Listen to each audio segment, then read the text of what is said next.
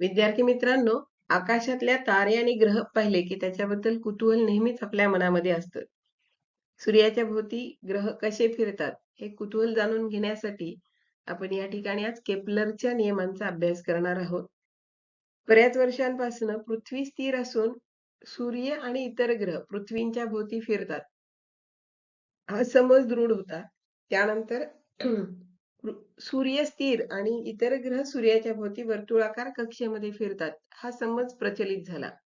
Kepler यांनी ग्रहाच्या गतीचा अभ्यास केला आणि त्याबद्दल काही नियम मांडले. ते नियम आपण या ठिकाणी समजून घेऊयात. तर केपलरचा पहिला नियम असं म्हणतो की ग्रहाची कक्षा ही वर्तुळाकार असून सूर्य त्या कक्षेच्या एका नाभीवर असतो. साधारणतः आपल्याला माहिती आहे की वर्तुळावरचे सर्व बिंदू हे वर्तुळाच्या केंद्रापासून समान अंतरावरती असतात. ते वर्तुळाचं केंद्र आणि त्याच्या कक्षेवरती घेतलेले दोन बिंदू जर आपण केंद्राशी जोडले तर आपल्याला असं दिसतं की त्यातलं अंतर केंद्रापासूनचं अंतर काय असतं, सारखं असतं. केपलरनी काय केलं, याच वर्तुळाला त्यांनी दोन्ही बाजूनी खेचलं आणि त्याचं एक लंबवर्तुळ बनवलं. या चित्रामध्ये दाखवल्याप्रमाणे लंबवर्तुळाला दोन नाभी असतात. C1 आणि C2 ह्या या लंबवर्तुळाच्या दोन नाभी आहेत आणि त्याच्या भोवती असलेल्या लंबवर्तुळाकार कक्षेमध्ये आपल्याला ग्रह दिसतोय. सूर्य हा कुठल्या तरी एका नाभीवरती असतो. नियमाप्रमाणे ग्रहाची कक्षा ही लंबवर्तुळाकार असून सूर्य त्या कक्षेच्या एका नाभीवर असतो. म्हणजेच ग्रह सूर्याच्या भोवती लंबवर्तुळाकार कक्षेमध्ये परिभ्रमण करत असतो. इतर ग्रहांच्या बाबतीत सांगायचं झालं तर या ठिकाणी पहा, सूर्य, ग्रह आणि इतर ग्रहांच्या काय दिलेल्या आहेत कक्षा, ज्या आपल्याला लंबवर्तुळाकार दिसतात. ठीक आहे. आता बघूयात केपलरचा दुसरा नियम काय म्हणतो ते. केपलरचा दुसरा नियम असं म्हणतो, ग्रहाला सूर्याशी जोडणारी सरळ रेषा समान कालावधीत समान क्षेत्रफळ व्यापते. चला तर मग समजून घेऊयात हा नियम काय आहे तो. समजा ग्रह ई या ठिकाणी आहे. सूर्य आणि सूर्याच्या भोवती असलेली ही कक्षा आणि ग्रह दाखवलाय तो ई या ठिकाणी. ग्रहाला सूर्याशी जोडणारी सरळ रेषा समान कालावधीत समान क्षेत्रफळ व्यापते हे समजून घ्यायचंय. ग्रह ई या ठिकाणून F या ठिकाणी जात असताना त्याचं अवलोकन करा, त्याच्या गतीचा अभ्यास करा.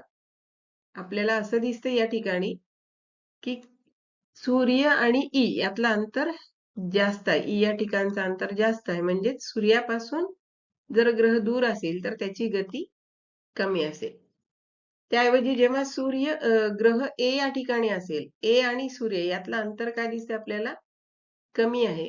ग्रहाला ए पासून बी पर्यंत जातानाचा जो कालावधी आहे त्याचा अभ्यास केला आपण, त्याचप्रमाणे सी या ठिकाणी ग्रह असताना सी पासून डी पर्यंत जाताना ग्रहाला लागणारा जो कालावधी आहे याचा जर अभ्यास केला आपण तर असं दिसतं की जेव्हा ग्रह सूर्याच्या जवळ असतो तेव्हा त्याची गती काय असते, जास्त असते. यावरून आपण असं म्हणू शकतो की ए पासून बी पर्यंत गेल्यानंतर त्याचा जो सूर्याशी त्रिकोण तयार झालाय त्याचं क्षेत्रफळ सी पासून डी पर्यंत जात असताना सूर्याशी जोडल्यानंतर झालेल्या त्रिकोणाचं क्षेत्रफळ ई ते F या ठिकाणी त्याचं परिभ्रमण होत असताना त्याचं सूर्याशी झालेलं क्षेत्रफळ, हे तीनही क्षेत्रफळ काय असतात, सारखी असतात.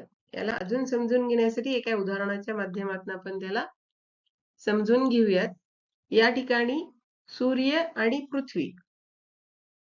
पृथ्वीचं सूर्याभोवचं परिभ्रमण त्याला लागणारा कालावधी 1 वर्षाचा असतो. त्या 1 वर्षाला आपण 30-30 दिवसांच्या अंतराने विभाजित केलेला आहे. म्हणजेच एक महिना आहे. जसं फेब्रुवारी ते मार्च जाण्यासाठी पृथ्वीला 30 दिवसाचा कालावधी लागतो. त्याचप्रमाणे एप्रिल ते मे जाण्यासाठी 30 दिवसाचा कालावधी लागतो. जून ते जुलै असं प्रत्येक 2 महिन्यांच्या मध्ये जो गॅप असतो तो 30 दिवसांचा. म्हणजेच या ठिकाणी आपण असं म्हणू शकतो की समान ठराविक कालावधीमध्ये कक्षेच्या कोणत्याही ठिकाणी ग्रह सारखेच क्षेत्र व्यापेल. यालाच केपलरचा दुसरा नियम किंवा याला लॉ ऑफ इक्वल एरियाज असं सुद्धा म्हटलं जातं. चला तर मग आपण आता केपलरचा तिसरा नियम बघूयात. काय म्हणतो केपलरचा तिसरा नियम. जर एका ग्रहाच्या आवर्त कालाच्या वर्गाचा आणि त्याचे सूर्यापासून सरासरी अंतराच्या घनमुळाचं प्रमाण घेतलं, तर ते दुसऱ्या ग्रहाच्या आवर्त कालाच्या वर्गाच्या आणि त्याच्या सरासरी सूर्यापासूनच्या अंतराच्या घनमुळाच्या प्रमाणा इतकं असतं. या ठिकाणी पहा की इथे एका ग्रहाचा परिभ्रमण कालावधी दिलेला आहे. म्हणजे पी हा समजा सूर्याच्या भोवती पृथ्वीचा परिभ्रमण काल आहे. आवर्त काल म्हणजेच काय की पृथ्वीला सूर्याच्या भोवती फिरण्यासाठी लागणारा कालावधी. सरासरी अंतर पृथ्वीचं सूर्यापासून असलेलं सरासरी अंतर. या ठिकाणी आपण पृथ्वीच्या परिभ्रमण कालाचा वर्ग आणि त्याच्या सरासरी अंतराचा घन याचं गुणोत्तर घेतलं. तेच गुणोत्तर आपण इतर दुसऱ्या ग्रहाच्या बाबतीत घेतलं तर ते दोन्ही गुणोत्तर स्थिर असल्याचं आपल्याला दिसून येतं. याचा आणखीन अभ्यास करण्यासाठी आपण एका चार्टची मदत घेऊयात. इथे या तक्त्यामध्ये इथे एक तक्ता दिलेला आहे. या तक्त्यामध्ये प्रत्येक ग्रहाचे सूर्याभोवती फिरण्याचा कालावधी हा जो दिलेला आहे तो त्याचा कालावधी वर्षांमध्ये दिलेला आहे आणि पृथ्वीवरील सरासरी वर्षात दाखवलेला आहे. प्रत्येक ग्रहाचं सूर्यापासूनचं अंतर हे ॲस्ट्रॉनॉमिकल युनिट मध्ये दाखवलेलं आहे. एका उदाहरणाच्या माध्यमातून आपण हे बघून घेऊयात की आपण विचार केला की पृथ्वीचा सूर्याच्या भोवती फिरण्याचा जो कालावधी आहे तो 1 वर्षाचा आहे आणि त्याचं सरासरी अंतर आहे पृथ्वीचं सूर्यापासूनचं ते 1 ॲस्ट्रॉनॉमिकल युनिट. आपण इथे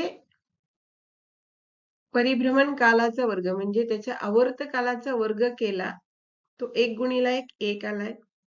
पृथ्वीचं सरासरी अंतर 1 आहे, त्याचा घन केलाय तो पण 1 आला. 1चं 1शी असलेलं गुणोत्तर काय दिसतं आपल्याला 1 आलेलं दिसतं. आपण दुसऱ्या ग्रहाचा विचार केला तर शनी हा ग्रह निवडला. शनीचा आवर्त काल आहे 29.5 वर्ष. त्याचं सरासरी अंतर आहे 9.54 ॲस्ट्रॉनॉमिकल युनिट. आपण त्याच्या आवर्त कालाचा वर्ग केला आणि त्याच्या सरासरी अंतराचा घन केला आणि याचं गुणोत्तर घेतलं तर ते गुणोत्तर पण आपल्याला किती आलेलं दिसतंय 1. या तक्त्यामध्ये शेवटचा जो रकाना आहे, शेवटचा जो कॉलम आहे त्याच्यामध्ये आपल्याला टी वर्ग आणि आर घन यांचं गुणोत्तर स्थिर आलेलं दिसतं. यावरून आपण असं म्हणू शकतो की एका ग्रहाच्या गतीचे त्याच्या अंतराचं प्रमाण हे दुसऱ्या ग्रहाच्या इतपतच असतं हे आपण या ठिकाणी सिद्ध करू शकतो. तर आपण 3 नियम पाहिलेत केपलरचे. पहिला नियम म्हणतो ग्रहाची कक्षा ही लंबवर्तुळाकार असून सूर्य त्या कक्षेच्या एका नाभीवर असतो. दुसरा नियम असं म्हणतो ग्रहाला सूर्याशी जोडणारी सरळ रेषा समान कालावधीत समान क्षेत्रफळ व्यापते. आणि तिसरा नियम म्हणतो एका ग्रहाच्या आवर्त कालाच्या वर्गाचा त्याच्या सरासरी अंतराच्या घनमुळाशी जर आपण गुणोत्तर घेतलं तर ते दुसऱ्या ग्रहाच्या आवर्त काळाच्या वर्गाच्या आणि त्याच्या अंतराच्या घनमुळाच्या प्रमाणा इतकंच असतं. धन्यवाद.